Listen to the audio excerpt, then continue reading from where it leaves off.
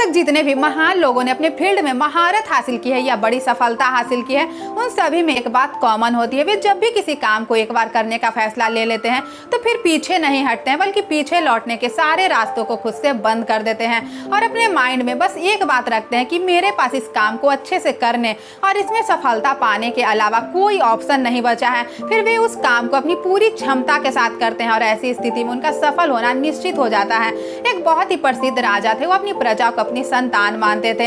एक दिन राजा को गुप्तचरों से जानकारी मिली कि पड़ोसी राज्य उन पर 3 दिनों के अंदर अपनी विशाल सेना के साथ आक्रमण करने वाली है। उनकी सेना बहुत ही ज्यादा बड़ी है जिसका सामना कर पाना असंभव है।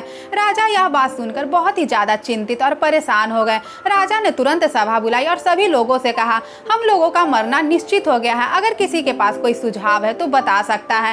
राजा का मंत्री बहुत ही ज्यादा चालाक था, उसने राजा से कहा, अगर हम लोगों का मरना निश्चित हो गया है तो हमारे बचने का एकमात्र उपाय है, हम लोगों को आज ही पड़ोसी राज्य पर हमला कर देना चाहिए, हो सकता है हम जीत जाएं। फिर राजा मंत्री से कहता है, हमारी मुट्ठी भर सेना पड़ोसी राज्य की विशाल सेना का मुकाबला नहीं कर पाएगी। फिर मंत्री कहता है, पड़ोसी राज्य अभी युद्ध के लिए तैयार नहीं है, अगर अभी हम लोग उस राज्य पर हमला कर दें तो हमारे जीतने की कुछ तो संभावना बनेगी। वैसे भी पड़ोसी राज्य अपनी विशाल सेना के साथ 3 दिनों के अंदर हम लोगों पर हमला करने वाली है, ऐसे भी हम लोग मरने वाले हैं, क्यों ना कुछ ना करने से बेहतर है उन पर हमला कर दें।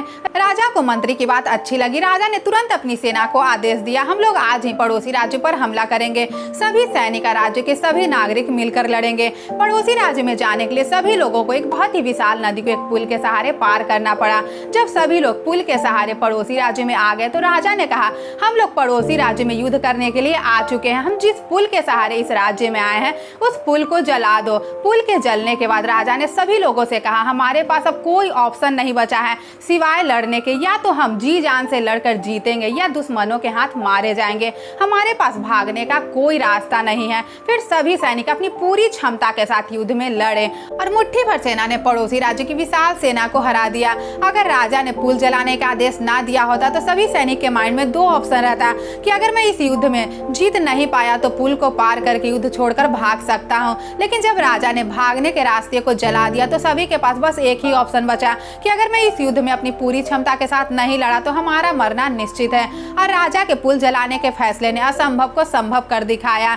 जब भी हम अपने जीवन में 3-4 ऑप्शन रखते हैं कि अगर मुझे पहले में सफलता नहीं मिली तो मेरे पास और भी ऑप्शन है, मैं उसे ट्राई करूंगा, तो इस तरह से हम कभी भी किसी काम को करने में अपना 100% नहीं दे पाते हैं और हमें सिर्फ असफलता ही मिलती है। अगर हम अपने जीवन में सिर्फ एक ऑप्शन रखें और उस काम को पूरा करने में अपनी पूरी जी जान लगाकर मेहनत करें तो हमें सफल होने से कोई नहीं रोक सकता, क्योंकि उस समय हमारे माइंड में बस एक ही बात रहता है कि मुझे जीतना है। आप अपने जीवन में इन लाइनों को हमेशा याद रखें। अपने हौसले को ये मत बताओ कि तुम्हारी परेशानी कितनी बड़ी है, बल्कि अपनी परेशानी को यह बताओ कि तुम्हारा हौसला कितना बड़ा है। अगर आपको मेरा वीडियो पसंद आया हो तो गायत्री गुप्ता मोटिवेशन चैनल को लाइक, सब्सक्राइब एंड शेयर कर दें।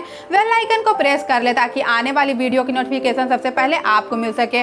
मैं आपसे मिलूंगी अगले वीडियो में। धन्यवाद।